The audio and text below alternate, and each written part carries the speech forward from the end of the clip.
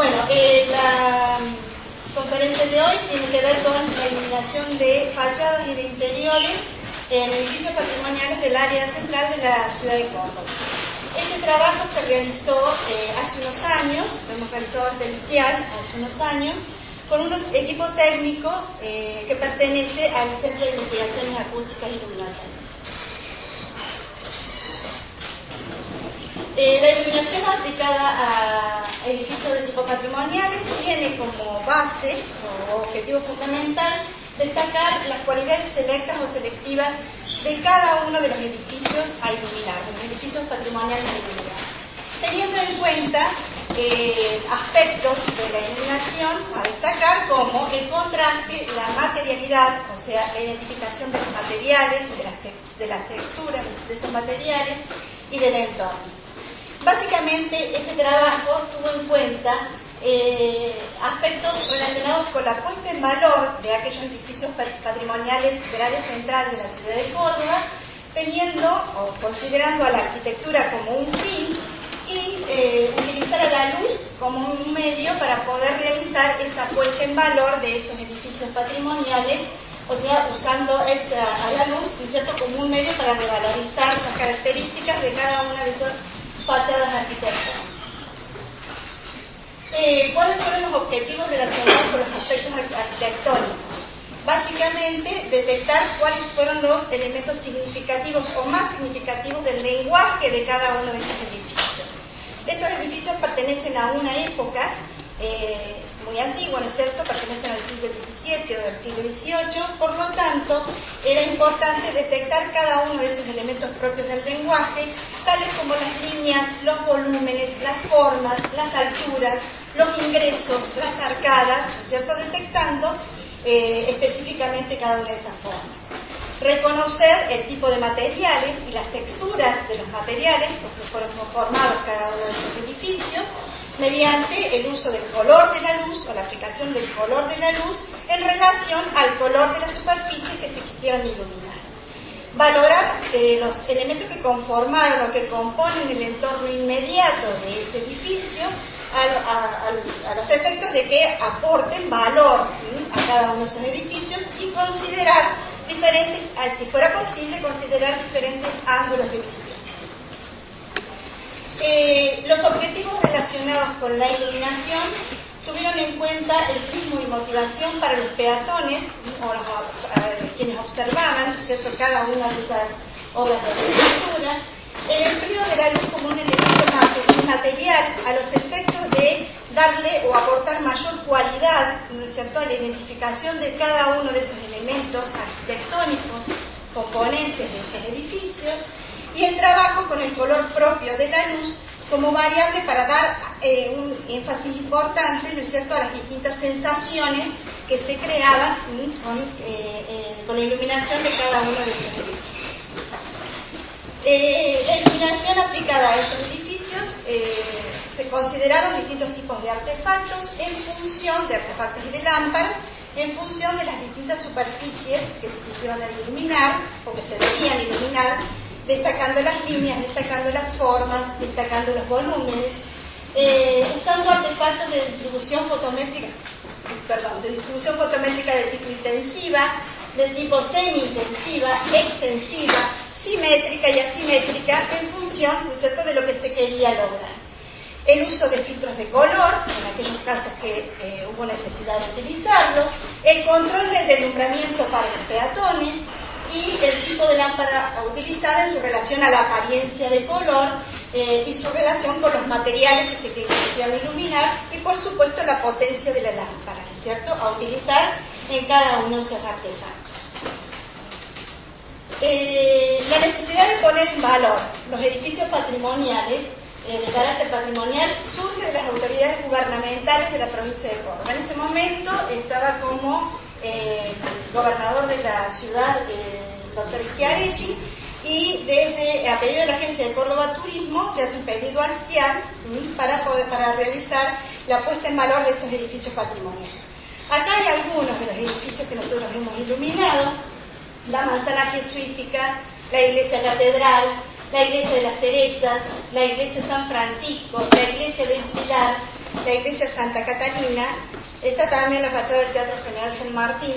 Esto fue una primera etapa de iluminación, ahora se está en una segunda etapa, la cual no la estamos haciendo nosotros hemos realizado esta primera etapa, en donde trabajamos con un equipo técnico, constituido por mí, por la arquitecta Miriam Agosto, que hasta hace un ratito estaba aquí, por el ingeniero Carlos Herrán, ingeniero electrónico, que nos ayudó mucho en todo lo que tiene que ver con la parte eléctrica, y el arquitecto Arturo Maristani, que es el director actual del centro.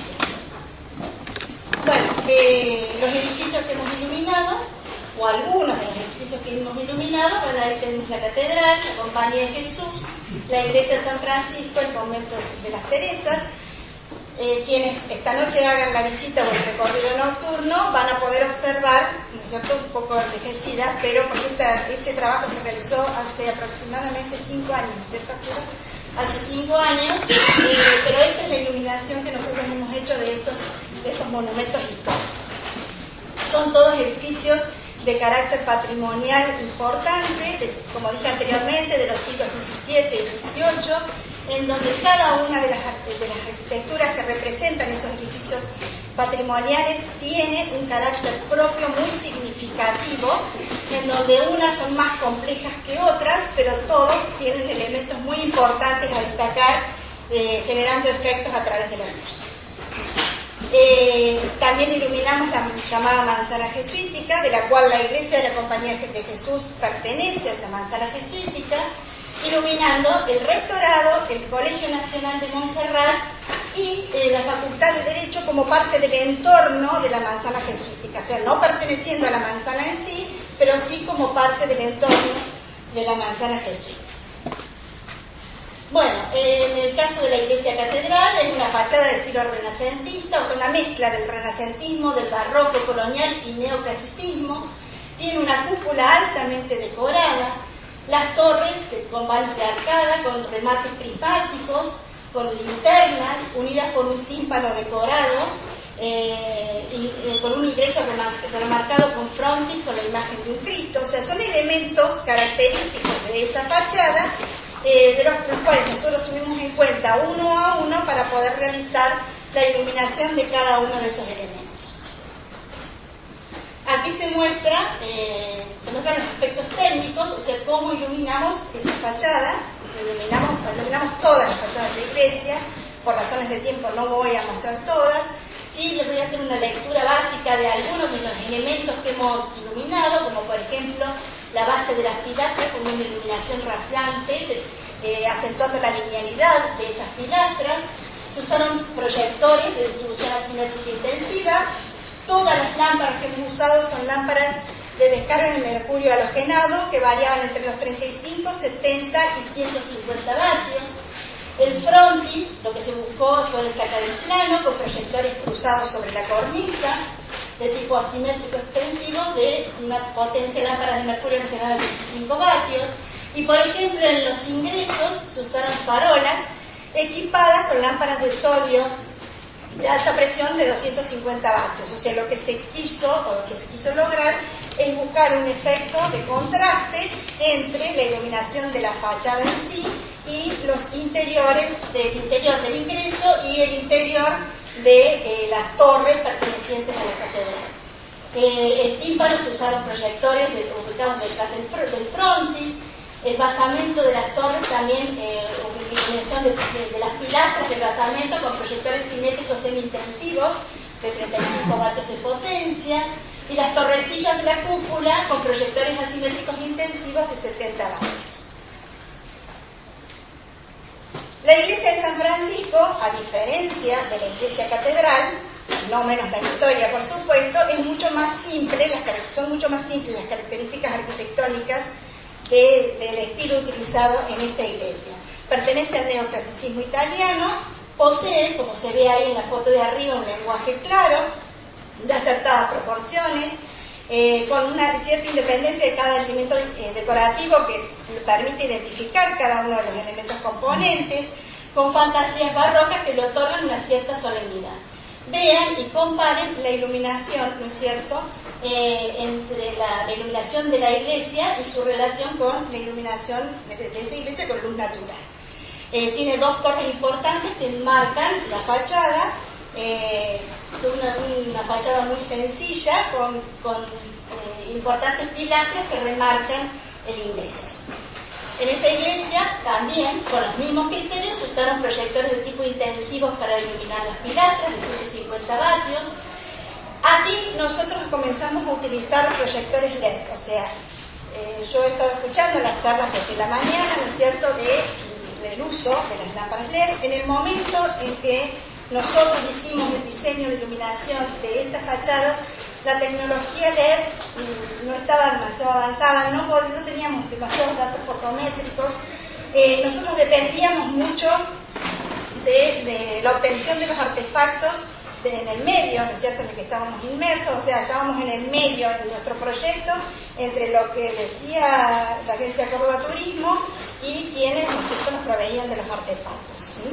Entonces, por eso la iluminación no se hizo con LED, que hubiese sido importante, ¿no es cierto?, tener en cuenta el ahorro energético, pero bueno, conseguimos este tipo de iluminaciones con lo que hemos utilizado. En este caso, entonces, como fue la última iluminación que se hizo, comenzamos a usar iluminación para la base de las cornisas con proyectores LED, el frontis con proyectores de tipo semi-intensivos para lámparas de 35 vatios, el interior de las torres siempre con la misma idea, ¿no es cierto?, de generar contrastes, trabajando con lámparas, con proyectores de gas extensivo y con lámparas de vapor de sodio de alta presión. Y bueno, no sé si describirles cada uno de los elementos componentes, pero sí que vean que tuvimos en cuenta todos los elementos componentes para iluminar el conjunto. Aquí tenemos el templo de las Teresas, todo está aquí, ¿no es cierto?, así que salen y pueden ver cada una de estas fachadas. Es de línea indoamericana, que tiene un frontis curvo de estilo barroco andaluz, una puerta de ingreso y una ventana coral acentuadas por líneas de decoración, la existencia de nichos y pilastras en la zona del ingreso, y a la derecha una rica espadaña, ¿no es cierto?, con pequeños penámbulos. Ahí está la diferencia entre lo que es de día y la iluminación nocturna.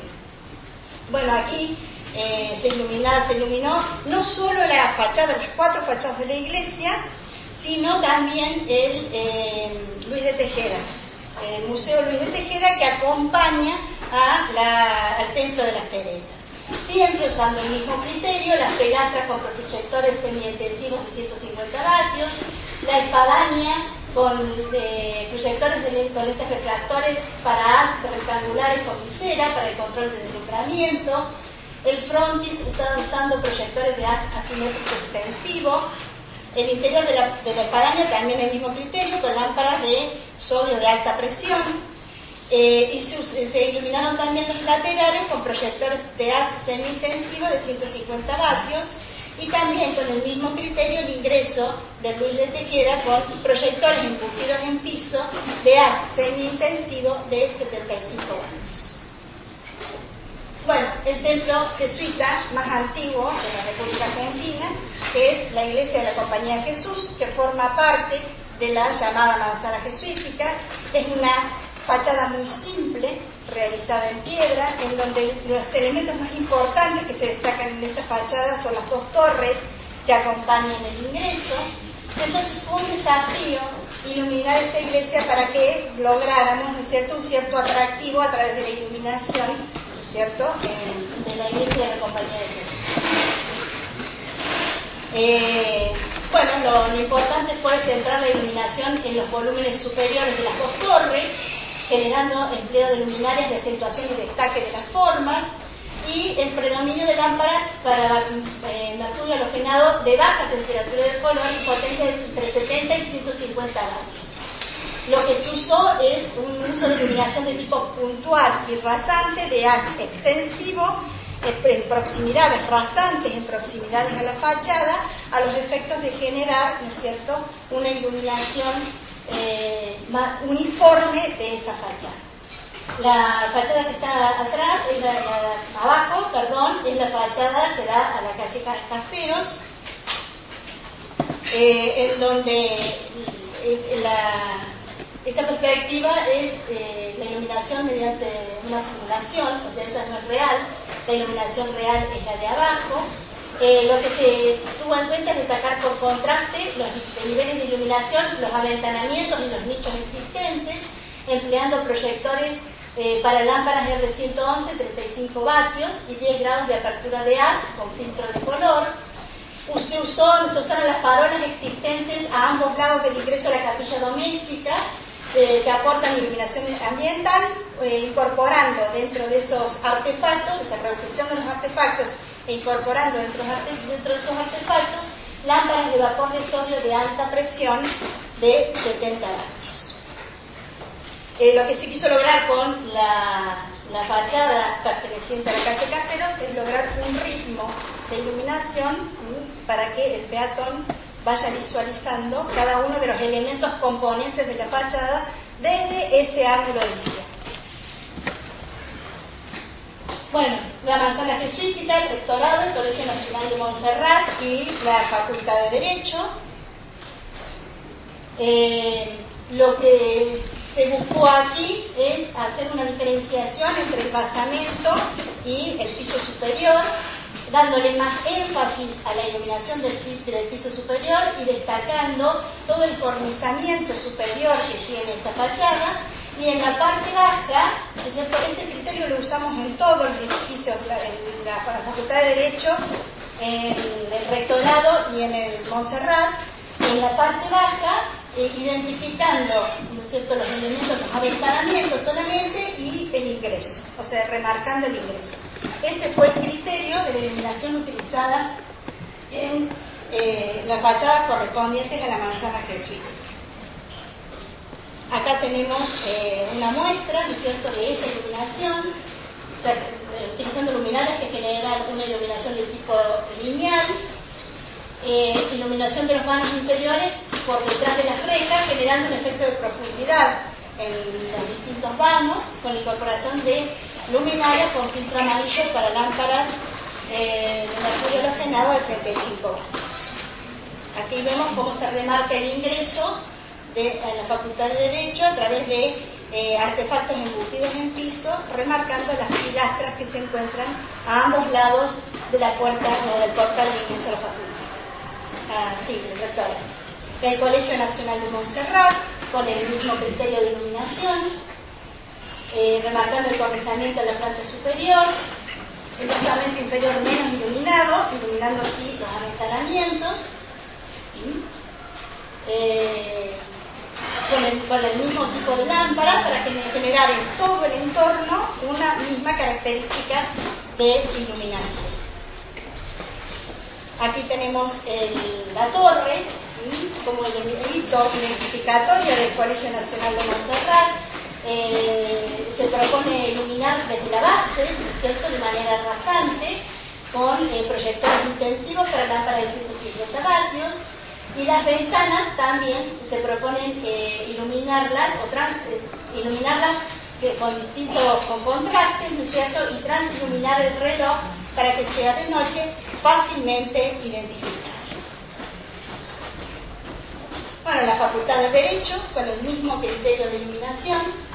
La Facultad de Derecho no estaba dentro de los planes de iluminación, pero terminamos iluminándola, ¿no es cierto?, como un elemento que forma parte del conjunto, iluminando, ¿no es cierto?, haciendo diferencias de niveles entre lo superior y lo inferior, y utilizando, ¿no es cierto?, el mismo criterio de artefactos embutidos en piso con haz de tipo intensivo para identificar los ingresos, y arriba la linealidad del cornisamiento.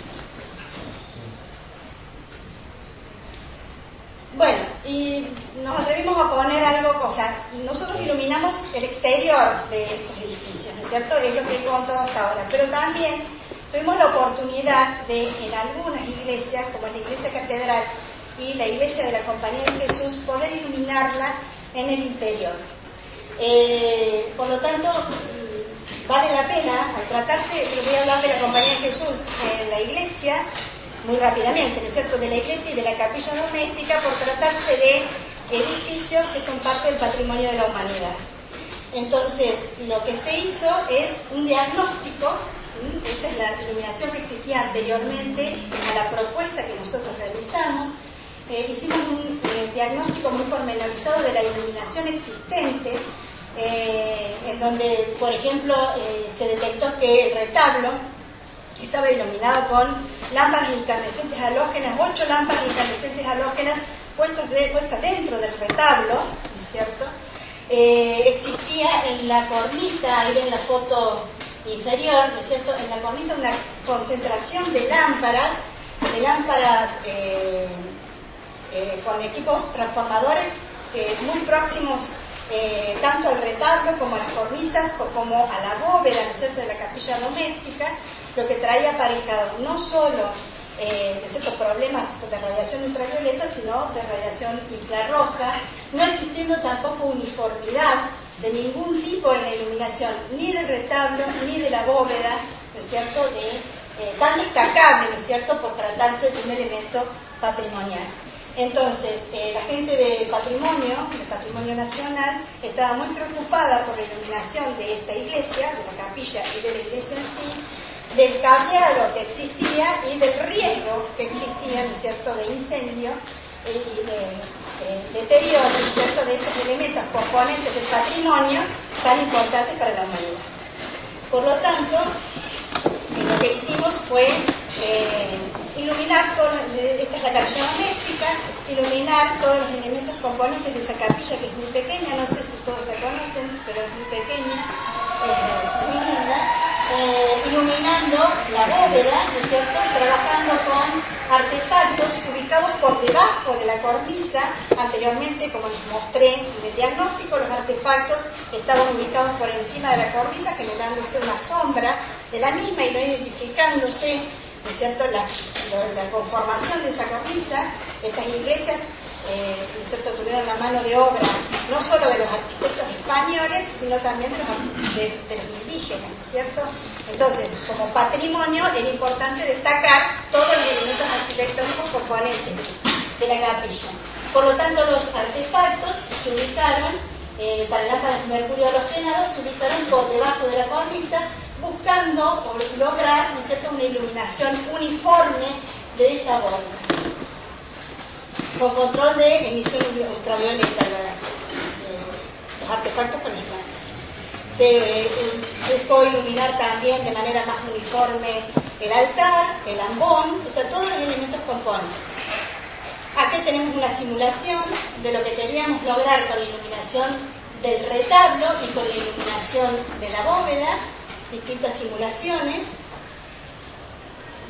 Y aquí tenemos el logro de la iluminación, ¿no es cierto?, del retablo y de la bóveda, una iluminación uniforme, utilizando, en el caso de la bóveda, los artefactos por debajo de la cornisa. Por debajo de la cornisa, con esa cantidad de artefactos, se logró esa uniformidad. ¿Cómo iluminamos el retablo? Anteriormente les había dicho que el retablo tenía 8 artefactos, ¿no es cierto?, dentro del mismo retablo. Lo que hicimos fue iluminarlo por detrás. ¿Ves? La capilla doméstica tiene solo un aventanamiento, solo una ventana que aporta iluminación natural. Por lo tanto, ahí en esa ventana ubicamos 4 proyectores para lámparas de mercurio halogenado de 70 vatios, con los cuales se logró iluminar el retablo y lograr ese nivel de uniformidad y, por supuesto, alejar el artefacto de ese elemento arquitectónico, ¿no es cierto?, tan importante como es el retablo. Tuvimos en cuenta ciertas premisas en relación a la iluminación de retablos, la relación con la arquitectura, o sea, iluminar las distintas superficies sin interferir con la arquitectura, conservar la superficie en lo referido a utilizar niveles de iluminación adecuados sin causar daños, con el control de la radiación ultravioleta, lograr la mayor uniformidad posible para identificar todos los elementos componentes de esos retablos que son tan ricos, ¿no es cierto?, arquitectónicamente, destacar la iluminación de cada uno de los volúmenes componentes, la figura, los elementos decorativos, como parte de la composición del conjunto, La distribución de los puntos de luz. Bueno, en este momento, en nuestra propuesta, nosotros lo que quisimos lograr es la mayor uniformidad posible y destacar la realidad de la obra de arquitectura, poder verla y poder ver los elementos componentes en su realidad. Bueno, vuelvo a mostrar aquí la iluminación lograda en el retablo. Lo que se usó para hacer el cálculo fue el método de punto por punto, ¿no es cierto? En donde acá tenemos una matriz de cálculo, en donde se determinaron punto a punto en cada uno de los elementos componentes del retablo los niveles de iluminación necesarios por cada punto. No ve mucho, pero el nivel de iluminación medio que se logró es de 100 lux aproximadamente, un nivel de iluminación medio de 100 lux. Acá tenemos la diferencia entre la iluminación del retablo anterior y la iluminación lograda posteriormente con la iluminación propuesta. En este caso, a la derecha tenemos el retablo de la Compañía de Jesús, con el mismo criterio, ¿no es cierto? Lo iluminamos con el mismo criterio que iluminamos el retablo de la Capilla Doméstica, buscando la mayor uniformidad posible. Y también se determinaron los niveles de iluminación mediante el uso de una matriz de cálculo, ¿no es cierto? Aquí tenemos el corte, la bóveda, y esta es la bóveda desplegada en planta, en donde se determinaron las iluminaciones de cada uno de esos puntos. Acá se muestra la bóveda de la Iglesia de la Compañía de Jesús, ¿no es cierto? En donde debo decirle que las características arquitectónicas y constructivas de la bóveda de la Compañía de Jesús no solo son importantes por su carácter estético, sino que la Compañía de Jesús tiene una excelente respuesta acústica por la conformación que tiene la bóveda. Tiene muy buena respuesta en bajas frecuencias, justamente por las características constructivas de esa bóveda. Entonces vale la pena destacarlo, ¿no es cierto?, en este caso desde el punto de vista luminotécnico. Bueno, ¿cuáles son las consideraciones finales? El proyecto de iluminación de estos edificios patrimoniales se adecuó a las premisas establecidas. La tarea del CIAR y de sus diseñadores tuvo en cuenta siempre las necesidades y requerimientos del gobierno de la provincia de Córdoba y de cada una de las órdenes religiosas de las cuales aportaban y digamos tenían en cuenta, ¿no es cierto?, todo lo que nosotros estábamos haciendo. Consensuados todos estos elementos, se trabajó a partir del proyecto de iluminación desarrollado en función de una propuesta técnica específica y se eligieron las luminarias más adecuadas. Se analizó la forma, la colocación de los artefactos, se realizaron pruebas de luces y de ajustes para la obtención del resultado final. En todos los casos, los proyectos fueron previamente aprobados por la Comisión Nacional de Monumentos Históricos. Bueno, esto es todo. Muchas gracias.